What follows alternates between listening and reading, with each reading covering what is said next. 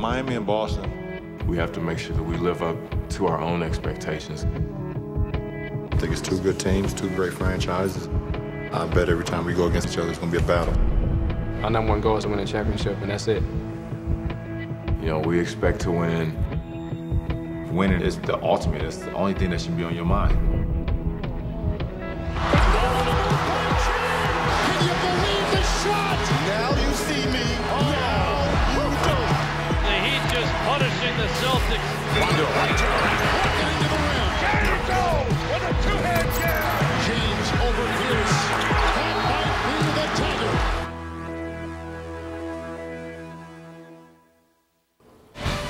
After losing by a bucket in New York on opening day, Rajon Rondo and the Celtics make their way to Miami.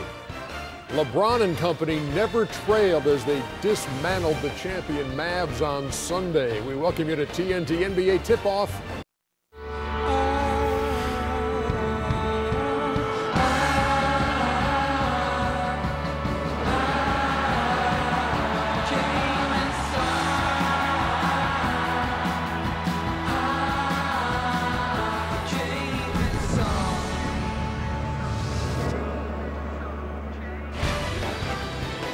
On a beautiful 77-degree day in South Florida, sellout crowd, better than 19,000 turning out in true Miami tradition. Some folks still making their way into American Airlines Arena. NBA on TNT Premier Week is presented by Autotrader.com. It's the Boston Celtics and the Miami Heat, with the Heat playing their home opener, coming off that convincing win in Dallas on Christmas Day. Hi, everybody. I'm Marv Albert along with Steve Kerr. The czar, Mike Fratello, will be joined momentarily by Craig Sager working the sideline. Both clubs about ready to go. Let's check out the starting lineups presented by Budweiser. For the Celtics, at the point, Rajon Rondo had that dazzling all-around game in Boston's loss to the Knicks on Sunday. On the front line, Kevin Garnett. Sasha Pavlovich once again filling in for the injured Paul Pierce. And Jermaine O'Neal at the other guard spot. It's future Hall of Famer Ray Allen. For the Heat, LeBron James at the top of his game in Dallas on Sunday. Also up front, Chris Bosh and Joel Anthony. In the backcourt, Mario Chalmers and Dwayne Wade, who, like LeBron, had a superb game against the Mavericks. And what strikes you about Miami, we also saw it in the abbreviated preseason, they are playing at a very fast pace with a great deal of energy. Well, they're playing faster, they're playing more aggressively, and LeBron James and Dwayne Wade are making a concerted effort to post up and attack the rim. In fact, 0 3-point attempts the other night for either one of them in that game in Dallas. For Boston, Doc Rivers petitioned the NBA for a 45-second clock to try and use up a little more time and slow things down. Pace and tempo important for the Celtics.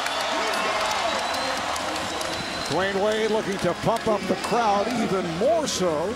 The officiating crew, Dick Bavetta, in his 37th season. He has reffed more games and for more years than anyone in the history of the NBA. Dick working with Dan Crawford and Orlandis Poole, and we are set.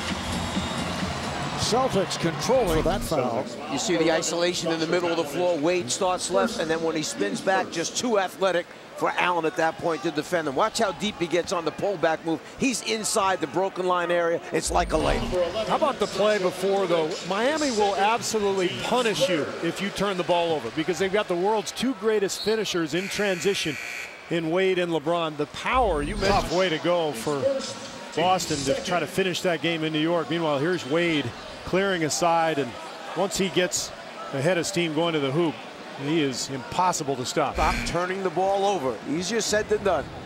How about this? You get there, you think you've got a clean look at the rim, and all of a sudden Dwayne Wade springs. I think last year, definitely has set us up, for this year in a good way. I mean, we went through everything last year, and it's nothing that can surprise us, going through what we went through last year. So right now it's strictly about basketball, getting better every day, and, just playing the game that we love. And you get the idea that LeBron wishes he could get a do-over, and how he handled his departure from Cleveland and How he handled that introduction as a Give him in the 5 position. First the block shot by Wade, and now where's your 5-man? Down at the other end of the floor, waiting for the pitch ahead pass to finish it off. New coach, you know, the Bynum suspension. Here's that play. LeBron throws the lob and then follows it. How often do you see that? A guy who throws the lob. Entire floor, and you have the strength of LeBron James. Look at that pass exactly between the 2 green jerseys. Gone by on the 3rd, and Miami now leads by 16. Here's a tough one by Wade. He goes behind the backboard, comes up on Jermaine O'Neal. Pitch ahead pass. I think I'll call glass on this one. Banks it in off the square. Up and screaming, he stepped on the baseline. Wade knew exactly where his teammate was going to be, and he knows how fast James is, that he can make up that ground, get ahead of Jermaine O'Neal, and have an easy, clear dunk. This is the other reason you play fast. These plays are demoralizing for the defense. I want easy plays right now on the break. We are flying and make the fundamental play.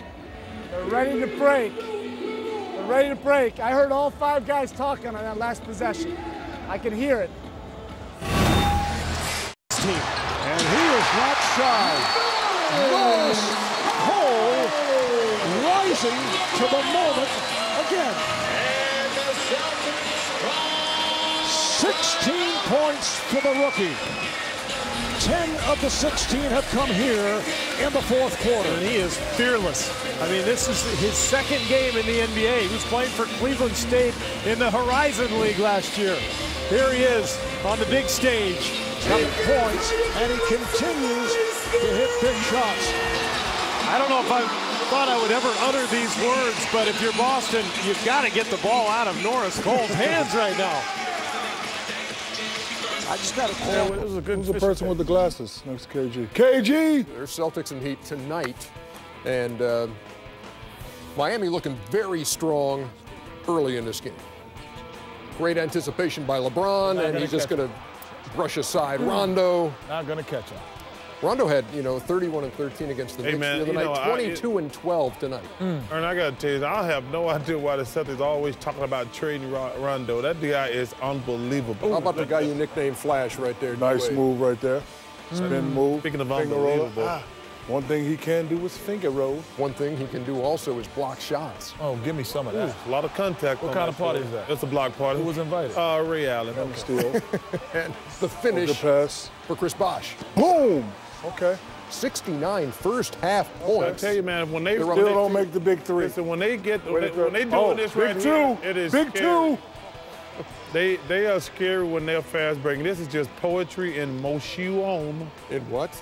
Motion. Poetry in motion. LeBron had 26. Hey, let me tell you something. 24. That's right between the eyes. As Kevin Harlan would say, that's poetry in motion too. Boston cutting into a 20-point deficit. Teardrop, great move. This is you thought they were in the mix. This was a bad call. Come on. That was a horrible call. Norris Cole takes the charge. That's not what you call. You can take the charge. He ran into Bass. That was a bad call. Steve Kerr, way to call out the pitch. That was a terrible call. Keon at the crib. Keon's at the crib, Fort Lauderdale. Where are you coming from tonight? LeBron to Norris Cole. Wow, he had a big shooting night down the stretch. He had 14 points in the 4th quarter, 14 of his 20. Brandon Bass, he will knock that down all night. I give Danny Ainge credit. That was a great pickup. I'm a big Bass fan. They didn't play him enough in Orlando. Great pickup by the Celtics.